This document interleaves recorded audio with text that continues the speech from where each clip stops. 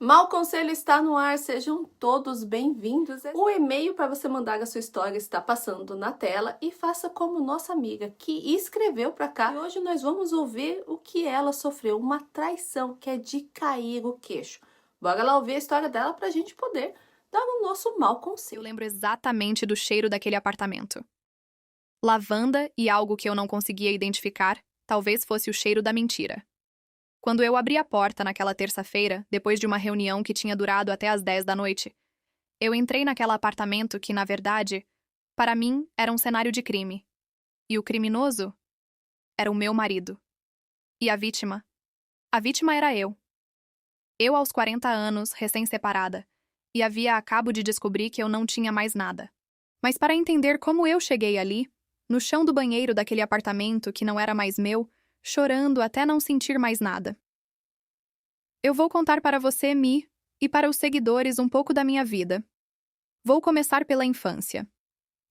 Eu nasci no interior do Ceará. Minha mãe lavava roupa para as famílias da cidade. Minha avó cuidava dos 5 netos. Meu pai era um derrotado. Trabalhava na roça de sol a sol e voltava para casa com as mãos rachadas, cheias de calos e sempre com pouco dinheiro, e muito, muito bêbado. Ele perdeu a vida quando eu tinha 11 anos. Cirrose. Minha mãe e irmãs sempre falam que meu pai era aquele tipo que bebia e ficava feliz e falante. Ele nunca foi um cara agressivo, nunca nos maltratou, mas usava 90% do dinheiro com a bebida. Com a perda do meu pai, a tristeza tomou conta da família. A gente morava numa casa de taipa. Vocês sabem o que é isso? Barro e palha. No verão, virava um forno. Mas tinha uma coisa naquela casa: livros e revistas. Minha mãe, que só tinha estudado até a 4ª série, tinha uma obsessão. Ela arrumava livros e revistas de onde ela podia. Pedia para todos. Então, vira e mexe, tinha vizinhos que levavam os livros dos filhos, das patroas lá para casa.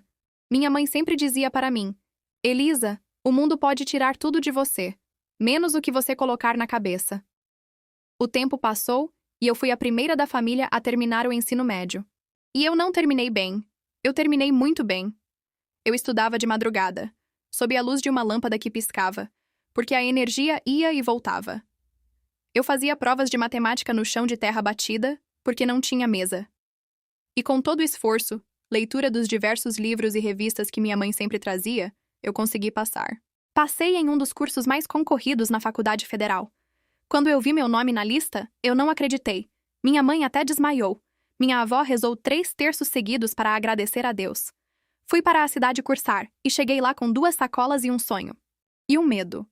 Um medo enorme de não conseguir realizar os sonhos de minha mãe e irmãs que estavam apostando tudo em mim. Minhas irmãs, mãe e avó trabalhavam e me mandavam o que elas podiam para eu não passar fome. Eu fui morar em uma pensão, com diversas outras meninas. E enquanto elas trabalhavam o dobro, eu estudava o triplo de qualquer um. Foi no 2º ano que eu conheci o Tiago. Ele era bonito. Muito bonito. Alto, cabelo sempre bem cortado, roupas caras. Ele fazia o mesmo curso, mas estava há alguns anos na minha frente. Ele era aquele cara que por onde passava chamava a atenção.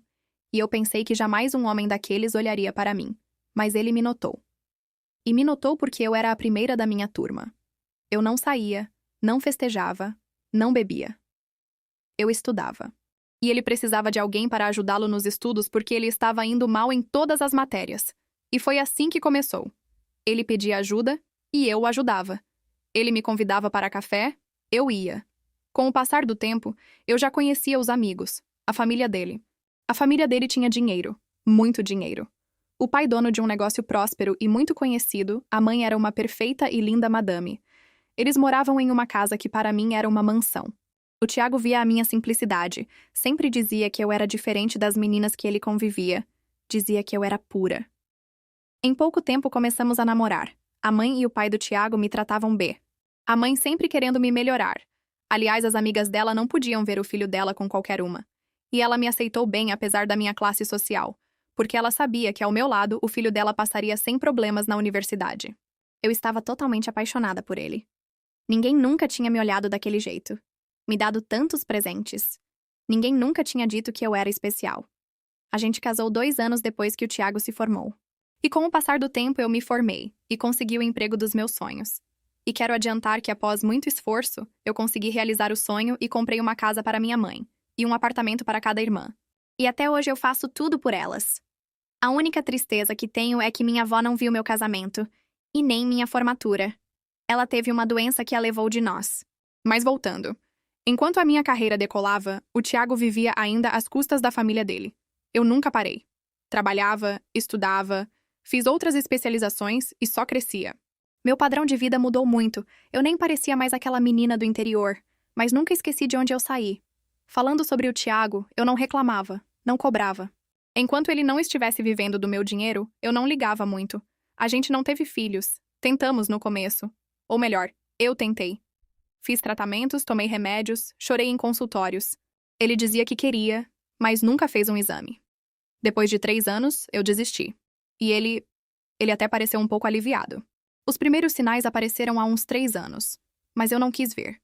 Ele começou a ficar obcecado com o celular. À noite, no banheiro, escondido.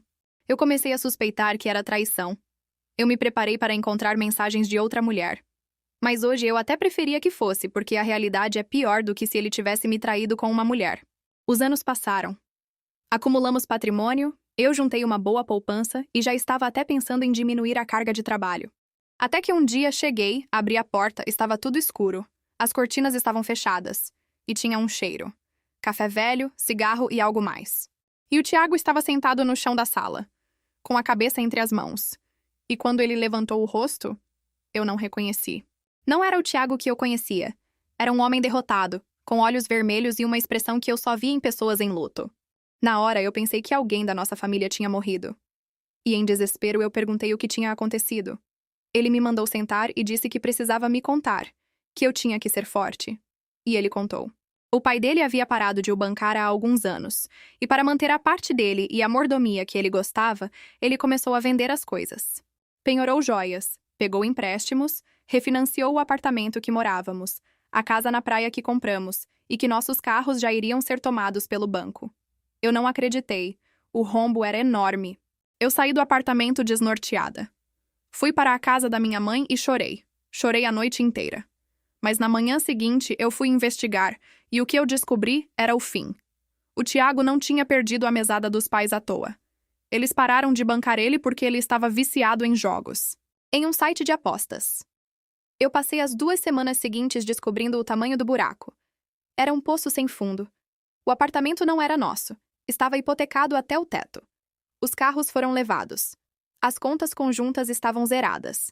E algumas contas estavam até no vermelho. Ele tinha cartões de crédito em meu nome que eu não sabia que existiam. Dívidas, agiotas, tudo estourando e explodindo.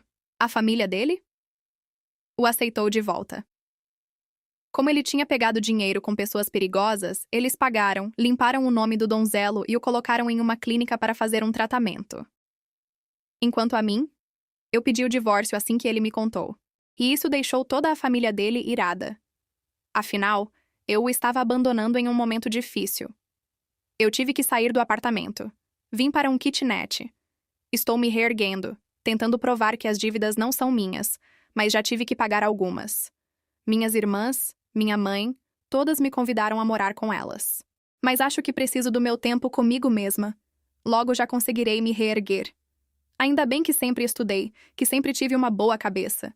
Hoje posso recomeçar e farei quantas vezes forem necessárias. Mas eu não durmo direito. Eu tenho pesadelos. Eu acordo às 3 da manhã com o coração acelerado. Eu não sei sobre o Tiago, mas desejo a ele o dobro do que ele me causou. E se você está me ouvindo e está num relacionamento que te esvazia, se você está sustentando alguém que não te sustenta, se você está fingindo que está tudo bem porque tem medo do que os outros vão pensar, eu te entendo. Eu estive aí. E eu te digo, o medo de sair é menor do que o vazio de ficar. Eu sou Elisa. Eu sou sobrevivente. E eu estou aqui, reconstruindo. Um dia de cada vez. Uma parcela de cada vez. Até que um dia eu olhe para trás e veja não a queda, mas a subida. Minha amiga, você passou por muitas coisas. Mas ainda bem que você tem, exatamente como sua mãe disse anos atrás para você, aquilo que você aprende, ninguém te tira. Ele roubou tudo, mas seu conhecimento ele nunca conseguiu. Ficou aí com você. Então agora você pode se reconstruir e ainda melhor, sem esse encostado do seu lado. Recomece todas e quantas vezes forem necessárias. O importante é você ficar feliz, é você ser feliz. E tem pessoas que entram na nossa vida realmente para tirar tudo que a gente tem. Paz, energia, felicidade e muitas vezes levam o trabalho, né? O nosso tão suado trabalho. Mas enquanto tem vida, dá pra gente recuperar tudo que for material. Então eu tô na torcida por você, eu sei que você vai se recuperar, vai se reerguer e agora com uma outra cabeça.